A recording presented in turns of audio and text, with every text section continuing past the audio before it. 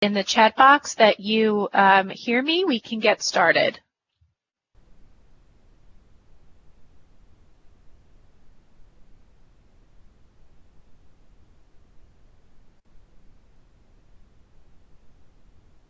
Great. I am seeing a few yeses there. Perfect. So it is 9:59. We will give people exactly until 10 to get started.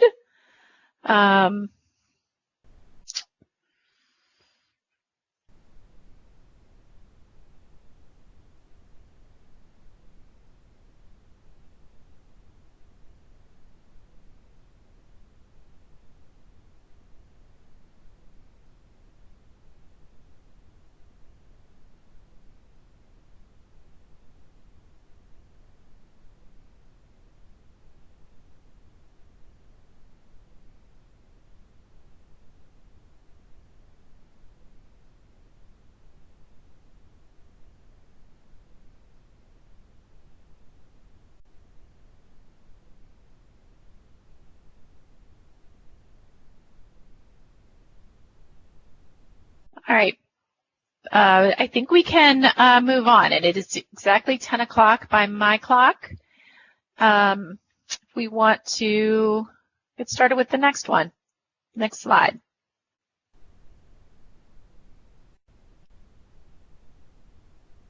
So welcome, everybody, to the training today. We are super excited to have you here. Pamela is going to be narrating this webinar for us and going through a number of different important points this morning. I'm just going to remind you of a few things, a few housekeeping items. We will be breaking for questions at several times throughout the presentation. There's a lot of material to cover, and we know that you'll have lots of questions. We will be using the chat box to manage questions because we do have so many participants.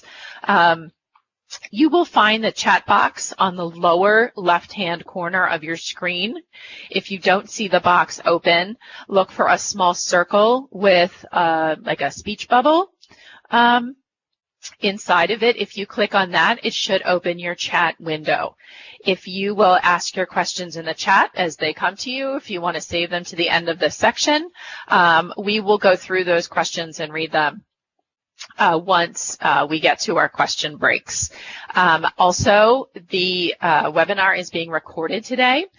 We want to make sure that you all have this as a reference to look back to as you're working on historic resource survey forms, and want to make sure that anyone who was not able to join us today has a chance to listen to this. So this webinar is being recorded.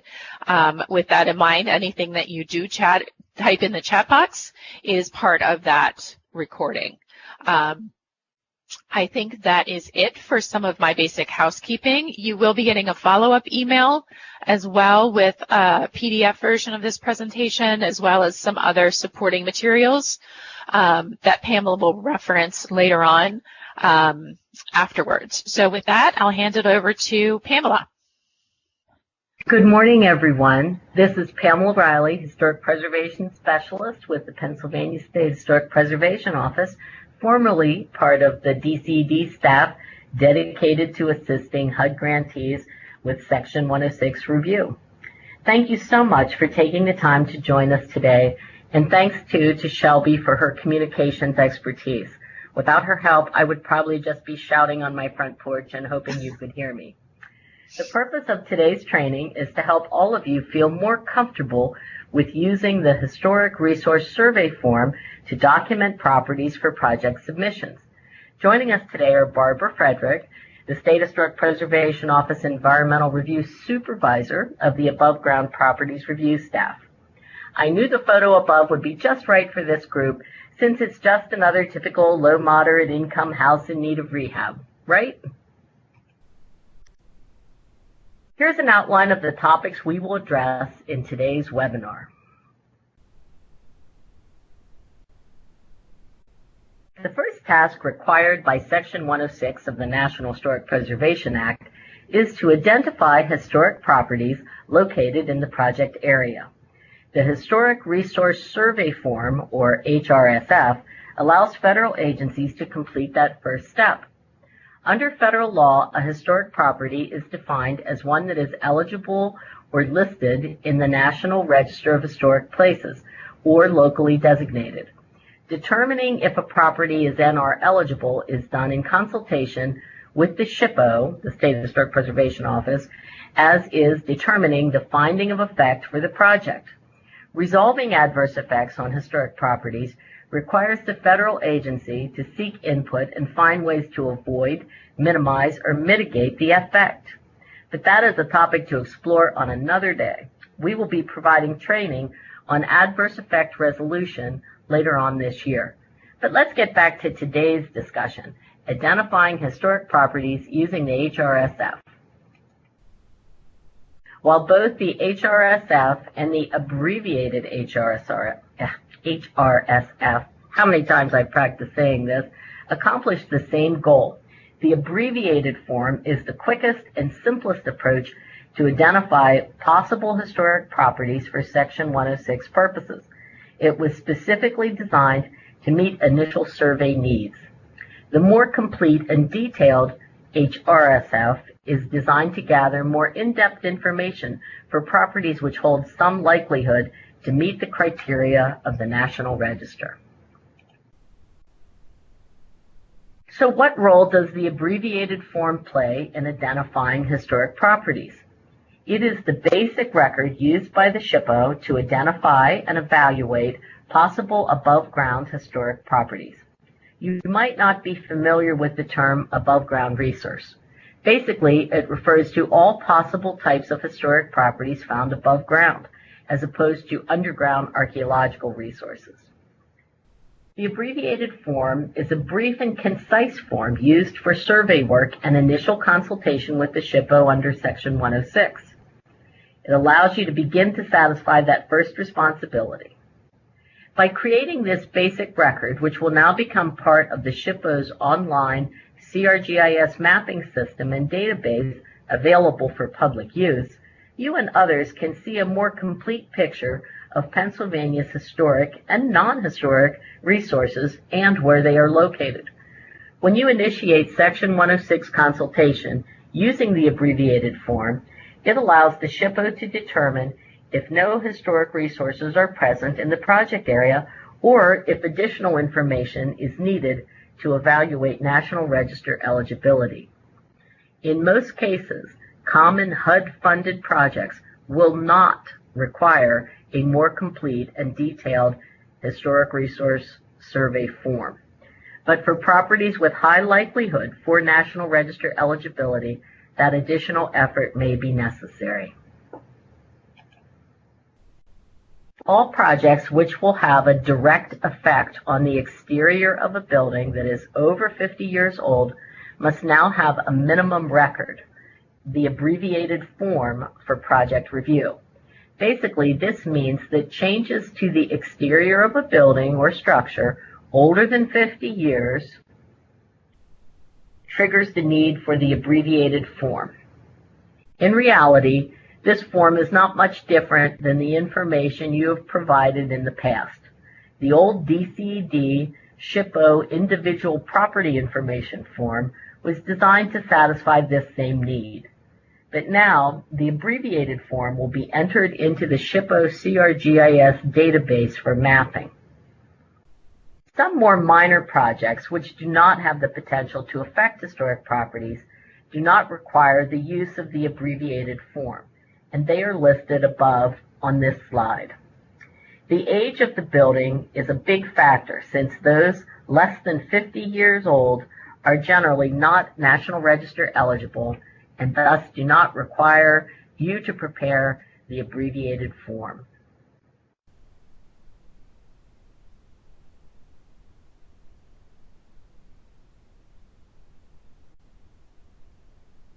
Projects which affect buildings less than 50 years old or that only affect the interior of buildings or would include just exterior surface painting or sidewalk, curbs, street replacement, and paving, near a 50-year-old property have so little likelihood of affecting historic properties, there is no need to send an abbreviated form with your project review form.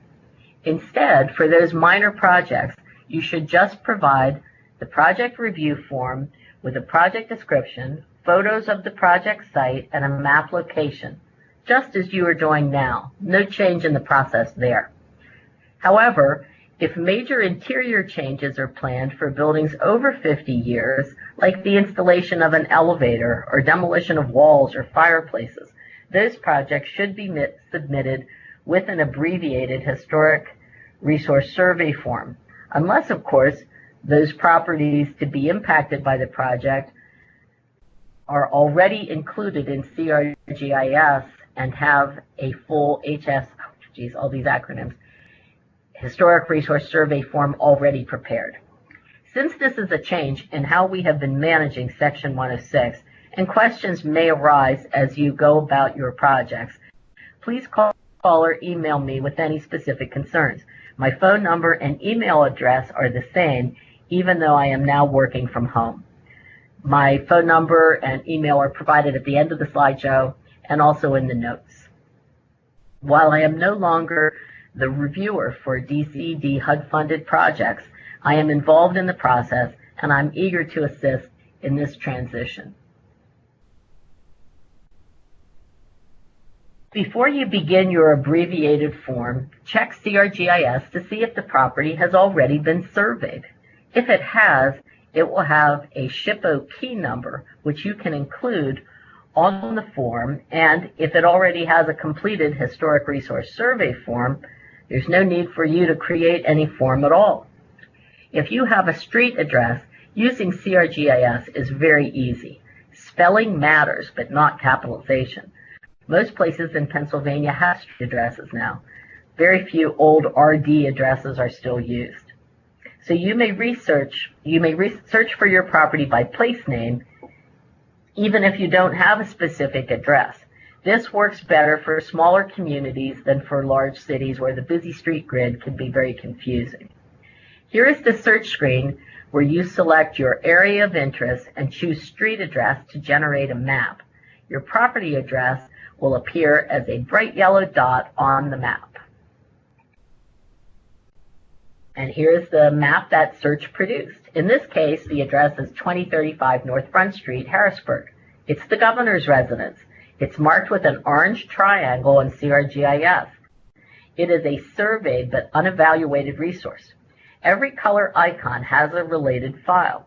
When you click on that icon, access to the file appears in a box with links to scanned files. Some icons have lots of files and records attached, and others not so much. The color key to the icons is shown on the map above. By clicking on the gold triangle, we learn that an HRSF was created in 2003 for this property, but insufficient data was provided for a determination of eligibility. This building dates from 1968, just past the magic NR mark of 50 years, and it is most likely eligible due to its history and use and the formal style of architecture.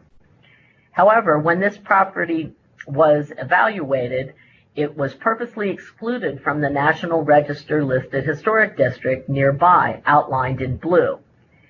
It is of more recent construction than the buildings in that district, so it was purposely not included in the boundaries because it was not yet 50 years old when the district was listed. Since this property already has an HRSF, you can skip the abbreviated form when you submit project information, but please include plenty of current photos and a detailed project description along with the map and the project review form for your submission to the SHPO. This screen shows the information available in CRGIS about this property, including its date of construction, style, physical description, history, National Register status, and a brief description.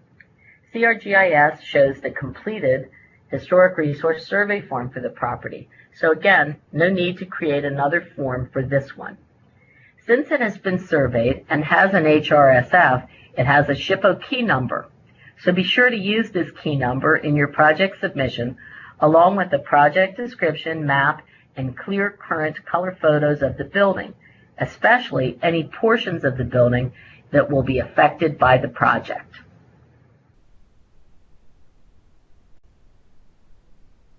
After you have checked CRGIS to see if the project property has already been surveyed or evaluated, you may learn that you need to complete the abbreviated form. Download the fillable form at the web address shown on this slide and begin entering data for your property. Please note, not all of the fields must be completed. Guidance on that is offered on the next slide. Once you have completed this short form, save it by printing it to a PDF to submit to the SHPO along with a map location and project description. Remember to complete a project review form, another fillable PDF, available at the other website shown on this slide, for use with your online submission. Remember, all Section 106 review requests should be emailed using 2 PDFs to the SHPO email address ra-ph-pa-shpo-er@pa.gov. PDF number 1 is the project review form. PDF number 2 is the project information, including the abbreviated form. That website is provided in the notes that go along with our slide presentation. So let's look at the abbreviated form itself. All required fields are shown with a yellow highlight. Everything that is not highlighted is not required for you to complete. The important information includes identification and location, county, municipality, and address. It's also required that you provide information about the public or private ownership of the property, and you must select a resource classification from a drop-down menu. Also required and important is surveyor information. That means you. You must include your name, the project name, the date, the organization name, and the organization address. Optional but helpful information is previous survey and PHMC key number information. You should fill this in only if applicable and if you found this information in CRGIS. If not, leave it blank.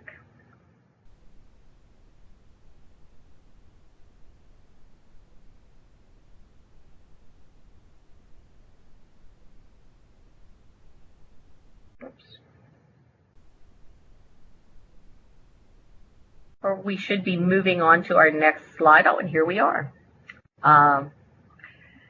Please provide clear, current digital photos of the front facade of the building on the form. The first photo should be the full front facade. The second photo can show the side or rear view or additional buildings on the site, like a garage. Showing the attached buildings of a row is helpful too. If trees or shrubbery make getting a clear front facade photo difficult, take a photo from the side to show as much of the front as possible. 2 photos are required for the abbreviated form, but you are welcome to send additional photos as an attachment with the project description and map if you think that that will help to convey a better sense of the property or of the scope of the project.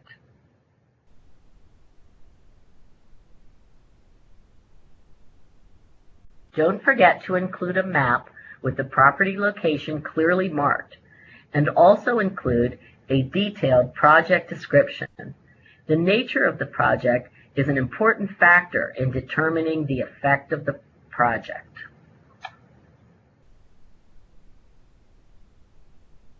Let's take a few minutes for questions.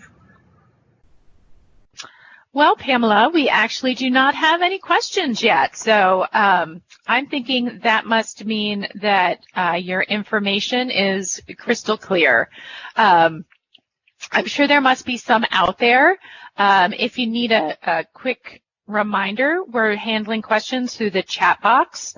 If you don't see the chat box, click on the small circle with the speech bubble in it. If you hover over it, it says I am for instant message.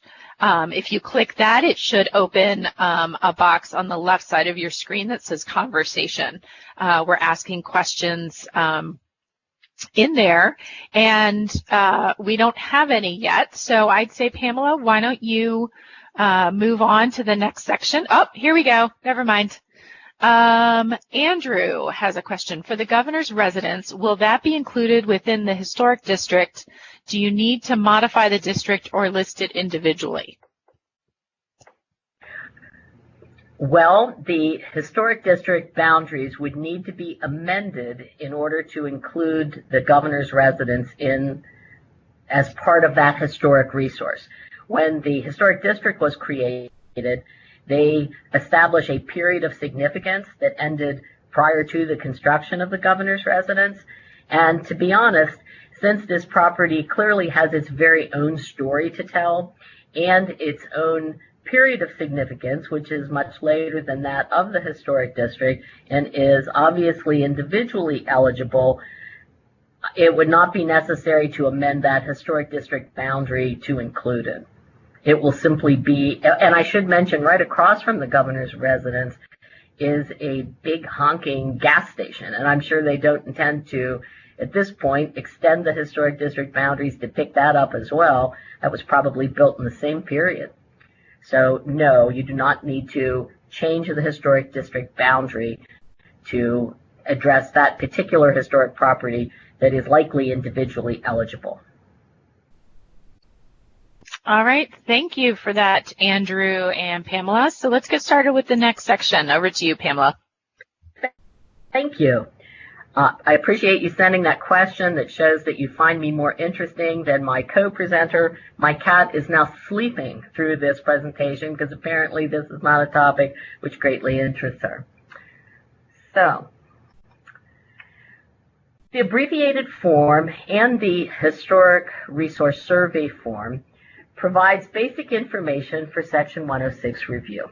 But sometimes it is necessary to complete more documentation when a property has real potential for National Register eligibility. While you might guess when a historic resource survey form is needed, please send in the abbreviated form and wait for the SHPO to request more information. Sometimes the limited nature of the project means that a complete historic resource survey form is not necessary for the SHPO to evaluate the effect of the project. If you are instructed to complete an HRSF to assess National Register eligibility, the form is available on the SHPO website at the link shown on this slide. The SHPO website also provides written guidance on how to complete the form. If you have specific or even general questions, you are welcome to contact me or other SHPO staff members for assistance. The HSRF is the commonly accepted documentation to evaluate historic properties for all SHPO programs. It is used for National Register listing, grant applications, historic rehab tax credits, and of course the Section 106 process. You can see samples of completed HSRFs on CRGIS. All blue icons on the map indicate National Register listed properties, which have an HSRF attachment. There are certain property types routinely encountered in HUD-funded projects that may require additional documentation to complete the process. These types of properties have greater potential for National Register eligibility and must be formally evaluated by the SHPO staff. The Historic Resource Survey form is then used to provide that additional information for National Register eligibility assessment. Generally, these property types include public buildings, like the ones listed on this slide, but any property which played a significant role in the community, factories, warehouses, hospitals, train stations, even cemeteries or statues and monuments, all deserve a closer look depending upon the nature of the project. The HRSF provides a more thorough understanding of these properties and details the past use, changes over time, and ability to convey historic or architectural significance of the properties or buildings involved. Keep in mind that you are not necessarily documenting how historic and National Register eligible these properties are, but you are providing information which may well demonstrate why they are not eligible.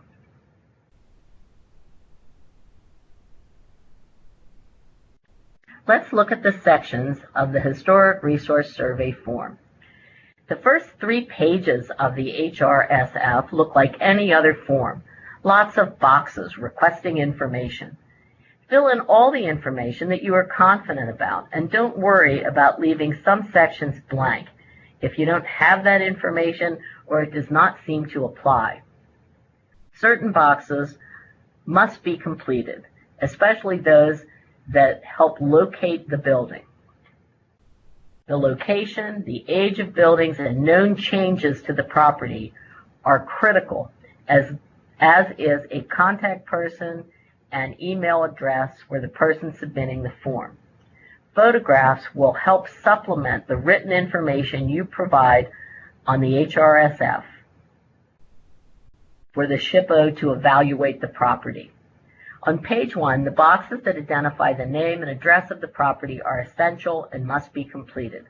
Drop-down menus with a set of choices appear for some of the categories, such as function and property features and architectural information. On page 2, in the Architectural Property Information section, don't select an architectural style from the drop-down menu if you're not sure. Keep in mind that many buildings are not examples of any particular style, so you may leave this box blank or choose no style if you prefer. In the Historic Information section, do include a date of construction, even if it is estimated. Just state that it is estimated, or use circa, meaning around before the estimated date. Include dates for any years where major changes occurred, like new additions, storefront changes, or a partial demolition or catastrophic event like a fire. Also include the architect and builder's name if known. In the Submission Information section, do indicate why the project is being submitted for evaluation and include your name and contact information as the preparer. If you found the property identification number in CRGIS, the key number, include this. If you found a survey code for the property, that it was previously surveyed, you can include this in this section as well. On page 3, you may note your opinion of National Register eligibility if you like, or leave this blank. Do list any sources you use to gather information, books, maps, historic contacts, or oral interviews, and look over the checklist to see if you have forgotten to include any information. On page 4, provide a numbered photo list. A sample is shown above with a site map showing just where on the property the photos were taken and the direction of the camera. All photos should be numbered and include a description and keyed to a map, just as they are on this slide. Here is a sample site plan which shows all 3 buildings of a historic church complex with their construction dates clearly marked. In this case, a Google aerial map has been marked to show the location of each building and its date of construction. A site plan can also be hand-drawn, but an aerial map showing the footprint of the building in relation to the street and other adjacent buildings is probably an easier approach.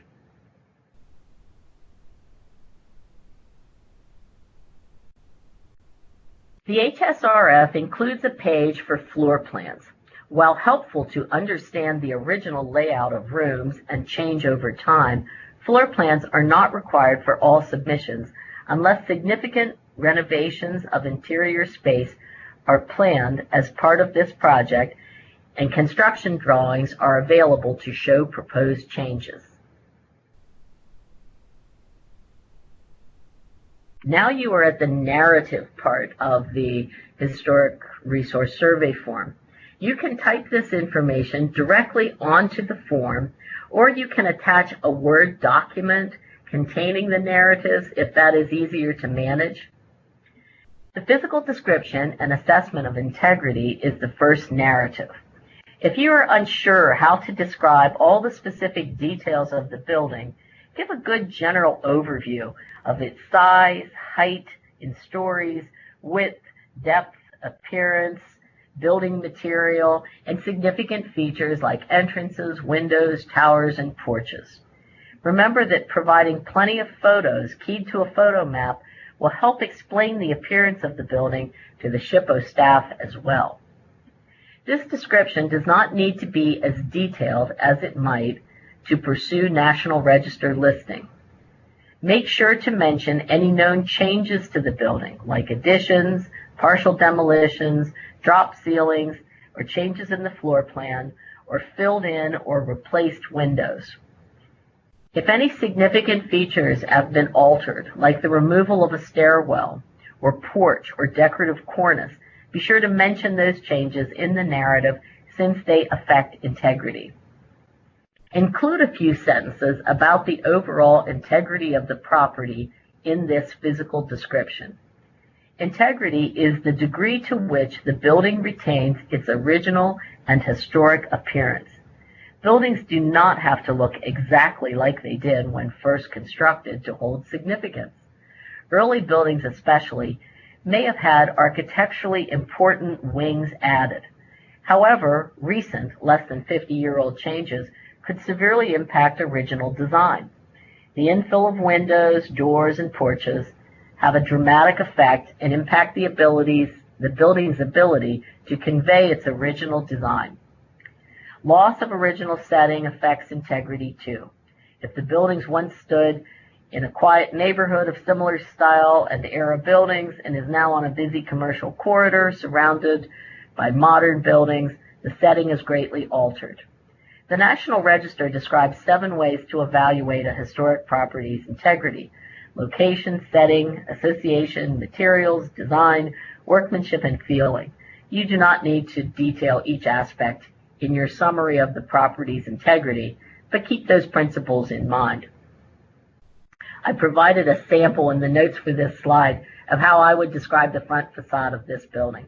I didn't describe the rest of it because I only had information about the front. It may be helpful to include historic images of your property and compare them to current photos.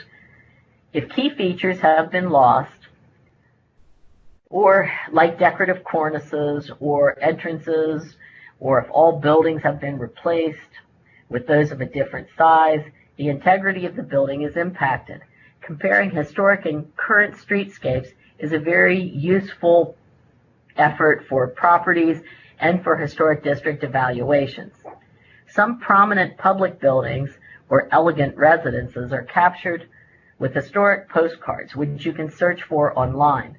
For more ordinary buildings, finding a historic image may be very difficult, even with the help of local historians or historic groups. Schools, hotels, train stations, city halls, factories, and post offices are all frequently found on historic postcards. The PHMC archive shares its searchable postcard collection online at the website shown in the notes for these slides.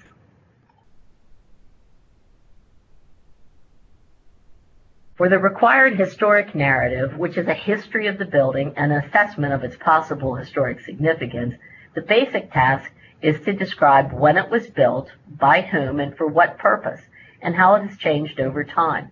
Include details about the architect and builder, if known.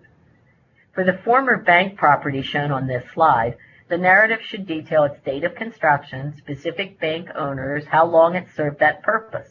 It should also note its current use and detail any interim uses. If changes occur to permit this new or enhanced use, like the addition of windows or the removal of interior features like a vault or deposit boxes, those changes to the original design should be described.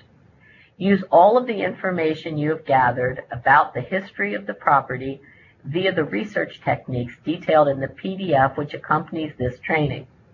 Place the building in its historic context, if applicable, and use developed context published by the SHPO on its website or others that might apply. Also note any events or accomplishments or associations of historic significance that took place at this property, and mention those in the narrative. Of course, this does not happen for each property, but sometimes that factor might be relevant. Sanborn maps are a great tool to research the history of a property or site. Most are available with a simple Google search. Sanborn map, Camp Hill, PA brought up this map, which shows the property was not yet built when the map was created in 1923. X marks the spot where this bank now stands. The SHPO files can also be a source of historic information and can be accessed via CRGIS. They contain over 40 years' worth of collected data, historic images, site plans, and completed HRSFs for historic properties. Learning about surveyed buildings in the vicinity of your property and project may provide a better understanding of the development and history of the area, even if there's not a file for your property. Developed context, like the one shown on this slide for public schools, can help you understand your property in a broader context and interpret its possible significance. Other contexts that might prove useful are the agricultural history context and the anthracite and bituminous coal communities context. The SHPO website has a page devoted to developed historic context. The link to it is provided in the notes. The historic narrative of the property should be written in a way that allows application of the National Register criteria. These were developed by the National Park Service for application to resources over 50 years of age to determine if they are eligible for listing in the National Register of Historic Places. Guidance for application of the criteria is provided by the National Park Service at its website shown on this link. Generally, application of the criteria requires the expertise of a historian, architectural historian, or archaeologist. We do not expect this portion of the form to be completed by the average layperson.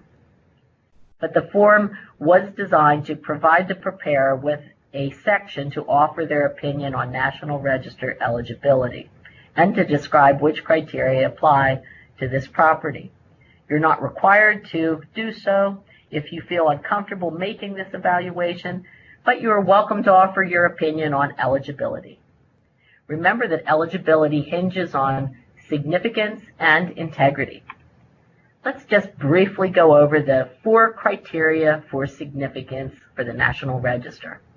Criteria A is for properties associated with important events or patterns of events, places that illustrate historic themes like settlement, commerce, industry, transportation, agriculture, education, recreation, entertainment, ethnic or social history. Criterion B, is for properties with a close association to the achievements of significant individuals. Criterion C is for properties with significance in architecture, design, construction, engineering, or artwork. Most properties eligible or listed in the National Register are found eligible under Criterion C as examples of specific styles, types, or periods or methods of construction. Both high-style and vernacular buildings may have significance here, and most historic districts are eligible under this criterion. Criterion D is the least used. It is for properties that hold significance for their ability to yield significant information. It almost is always used for archaeological sites, but some buildings or structures, due to their important construction techniques, can add to the understanding of how such historic properties are built. A few log or vernacular buildings have been listed under Criterion D. And now it's time for questions.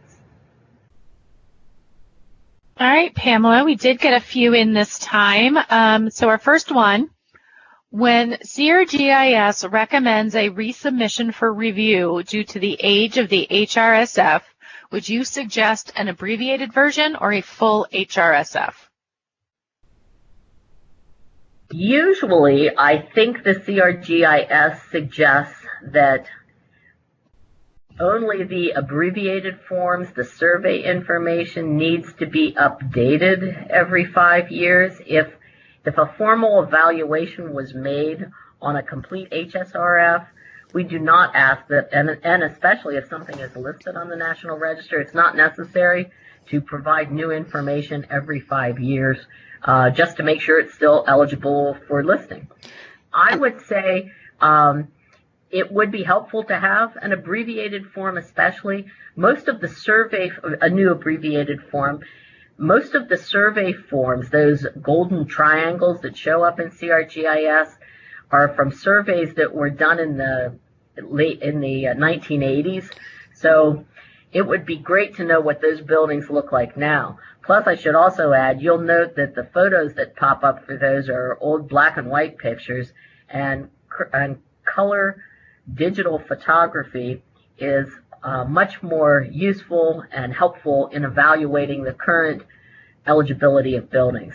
So if you encounter that, it would be great if you would do a new abbreviated survey form for a very old survey form. Yeah, and this is Barbara. I would just add that the most important thing you can provide us are updated, clear color photographs. I think the only advantage of the survey form, the abbreviated survey form, is that those updated color photographs are attached to a project or to a property name and address and brief notes about the age of the building. But we're really, the photos tell the story, and that's what we're excited to gather new information about. All right, we did have one other one come in. Since SHPO announced these new submission requirements, what percentage of project submissions have required the abbreviated HRSF and then the full HRSF? Well, I should say that our decision to ask for the abbreviated form is the new practice, just started today with our sharing of this information in this webinar. We only ask for abbreviated survey forms for demolition, and that decision was made just a few months ago. Since we're all in COVID time now, it's hard to tell, in real time how long ago things were, but it was just a few months ago that we ask everyone to complete the abbreviated form whenever a demolition is planned. Now we're asking you to do the abbreviated form whenever you have a project that will affect the exterior of a building over 50 years old. And I would say that of course, I've not been terribly involved in the DCED HUD project reviews. Don't think too many historic resource form in their full sense have been requested at all in the past couple of months, maybe just a handful. I can only think of one myself. Maybe Barbara could chime in on that. I'd say it's very few. Now that we're asking for, as Pam said, the abbreviated form for both demolitions and any exterior alterations to buildings, I'm sure the number will increase, but I'm sorry I don't have a percentage. And I'd also like to add that the request for use of the abbreviated form for demolitions, I was concerned that since it was a change, it would take some time for everyone to get comfortable with that. Everyone that has every demolition that's come in has come in on that form, and the form has been filled out correctly. So thanks to all of you for being quick learners and jumping on that process. We do have another question that came in for the historic farm surveys. I know that you have to provide the property's agricultural output for 1850, 1880, and 1927. What do you do if the owners are not listed during these years? And if the owners had tenants on the farm, how do you find the renter's name? I'll answer that question, Pam, if you want. The statewide ag context is what's being referred to in the question. And we base significance in that context on the census returns for agriculture for the years that are listed in the question. Generally, you have to find the owner's name and know it in order to locate the specific amount of grain that was being produced by that farm and compare it to county or township averages. So if you do know the owners, but you can't find them for those years, then we work on from the built environment, meaning we can't base significance on the ag census data. So then we look at what remains from the time period and what were the agricultural trends in that region, and then make a decision about eligibility. So there really is no way to find those names that's easy, and we wouldn't expect you to do additional research if you have done a chain of title of ownership and can't locate those names in the census manuscripts.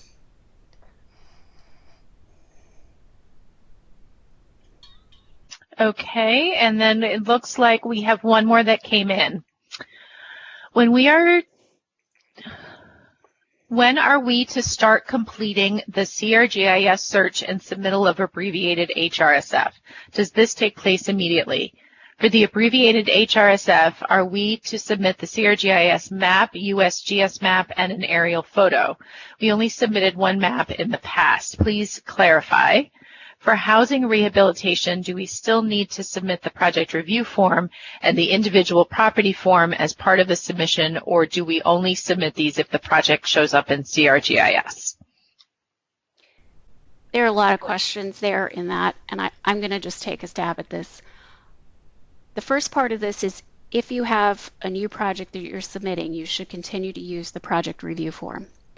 If the project itself has the potential for physical changes to the building, like rehabs, then you will also need to include the abbreviated survey form, unless when you do a search of CRGIS, you find that it's already been identified and we have photographs. If the documentation in CRGIS is outdated, you'll still need to provide updated photographs, but you wouldn't have to provide the abbreviated HRSF.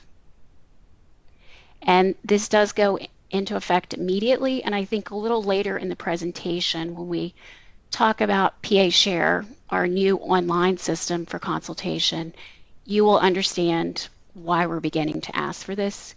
And at this point, you still only need to provide one map, and the aerial map or a tax parcel map is fine.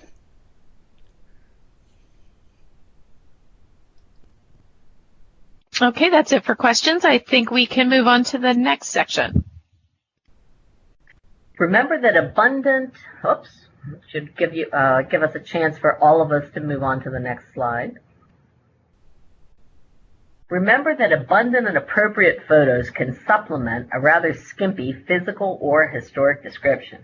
Photos can demonstrate changes made to the building and assist in the assessment of integrity. Photos should include full exterior views of all buildings associated with the property, even garages, barns, outhouses, and modern buildings.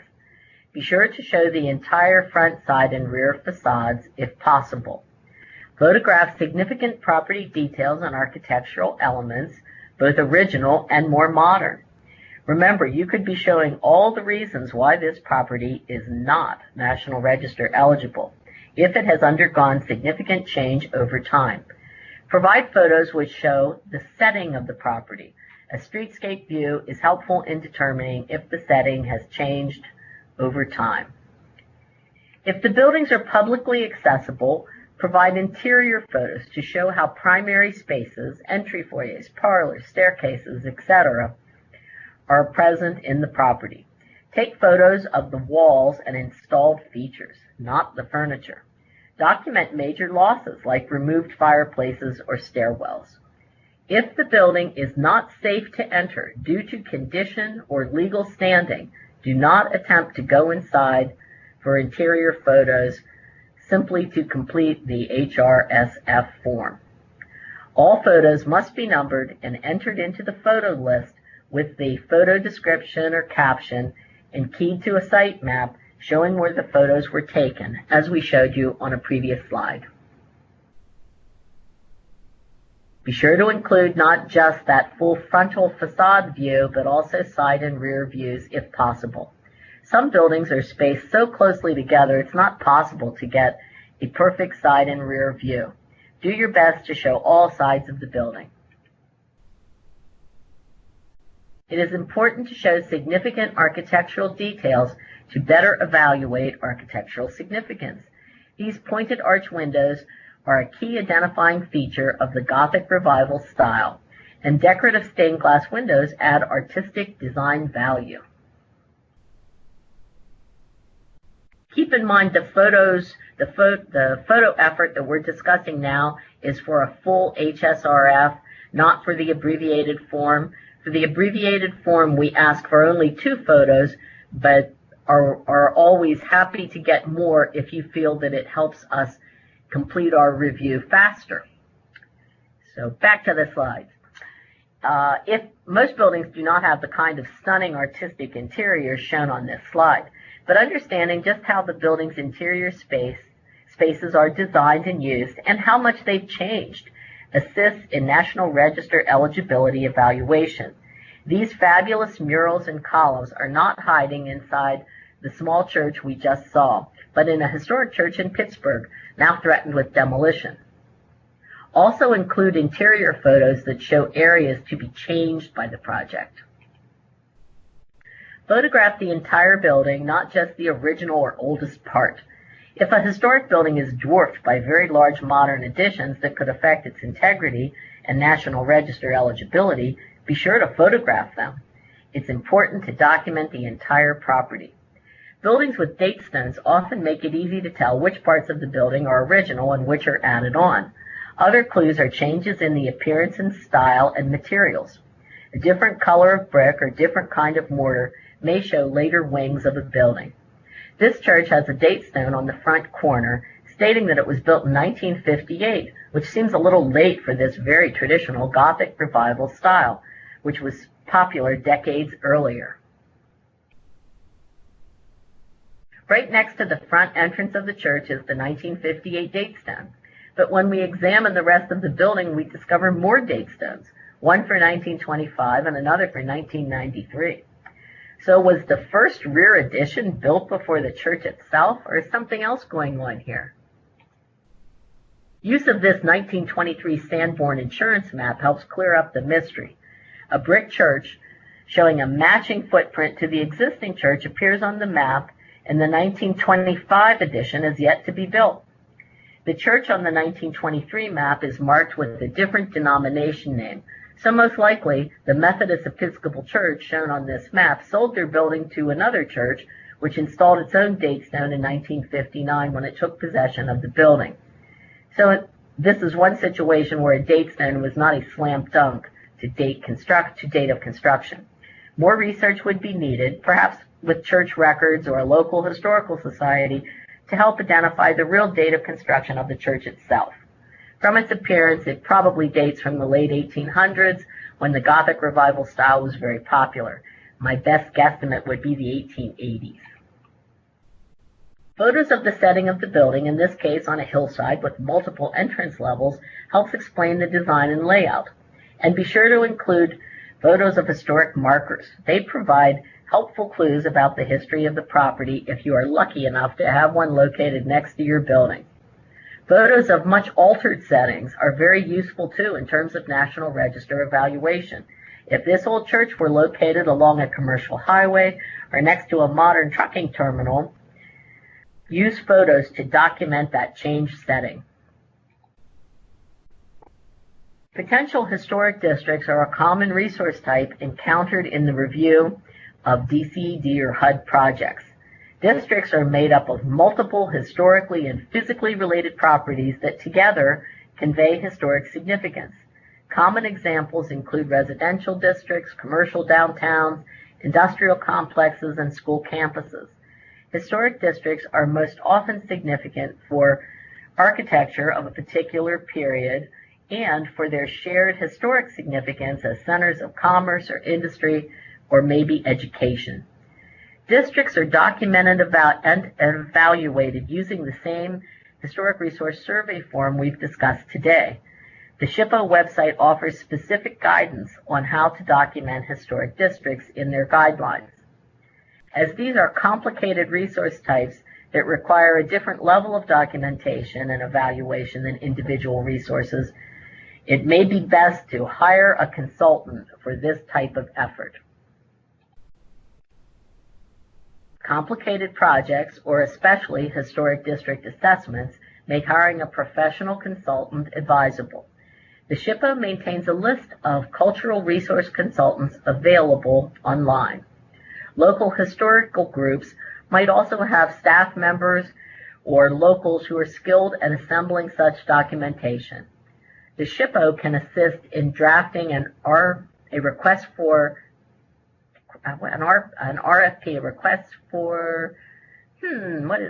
for proposals, or a request for proposals. I've gotten lost in my own acronyms here. If you need assistance with that. We've covered a good bit of information here, so let's take a break for a few more questions. Nope, Pamela, we don't have any more questions in the chat box, so I know that we are getting close to time. So why don't we move to the next section, and then we'll have one more check-in for questions at the end. Okay, I think I'll take the next section. This is Barbara. We wanted to let you know that in 2021, our office is going to be changing how we carry out consultation with agencies and applicants.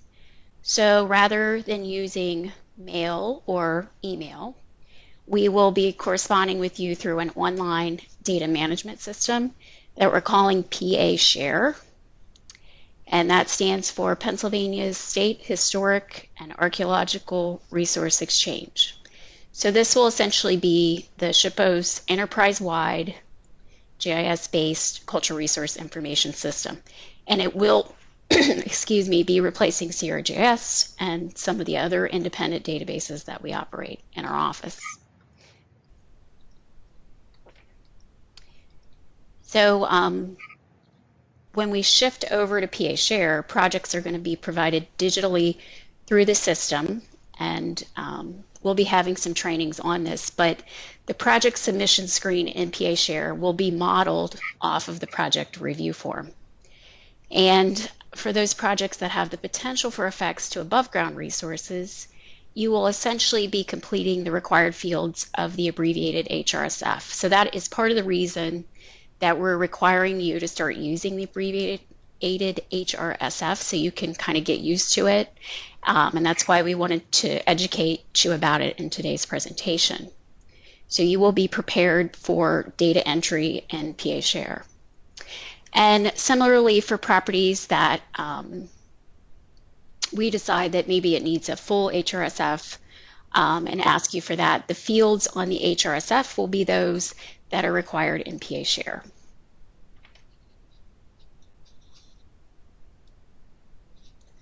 So what do you need to know about PA Share right now? It's about 70% complete at the end of this month. And on December 7th, CRGIS is going to go into a read-only mode, meaning that you can still use CRGIS, but it's no longer going to be updated with new information. And it's going to stay read-only until PA Share actually goes live. And PA Share is scheduled to launch to the public in January of 2021, probably towards the end of that. So we're going to be offering many PA Share training opportunities. We'll be notifying DCED of those when they become available, who will in turn notify you. In the meantime, I'd encourage you to follow our blog or sign up for our newsletter. There's a link there on the slide, and that'll let you receive updates on the development of PA Share. There's some information on, its benefits and its uses and other things you need to know as we count down to the launch. And then we wanted to let you know, at the request of DCED, we're going to be doing a few additional technical webinars in the coming year on the following topics: consulting party coordination, how you deal with demolitions, particularly adverse effects and alternatives analysis, and then how you design or modify buildings in historic districts. So our intention is to provide you with the tools necessary to make your 106 responsibilities easier to understand and complete in these trainings. So if you have suggestions for other training topics or ideas, please let us know. All right, well, we are at 10:59. So we'll take any last questions that you have right now. I know that this was a lot to absorb this morning and a lot to get through, so please do reach out to Pamela. Her email and contact information are on the final slide. If we could move to the final slide. Her contact information is there, and she is more than happy to help you with any questions that pop into your head as you're taking a look at the presentation again or watching the recorded video on YouTube. So I don't see any more questions coming in the conversation box, so I will say that we'll be sending out a follow-up email for you. It will include the set of slides from today. There were a few things pointed out in the chat that we will certainly fix in the presentation, and we'll send that back out to you, as well as kind of a beginner's guide to researching a historic property that are just kind of a quick list of places that you can go to find resources that could help you understand how your building may have changed over time, as well as when it was built and what it was used for. So please look for those follow-up emails from us. And with that, I think we are finished. Thank you, everybody, for joining us today. Thanks so much, everyone. Yes, thank you.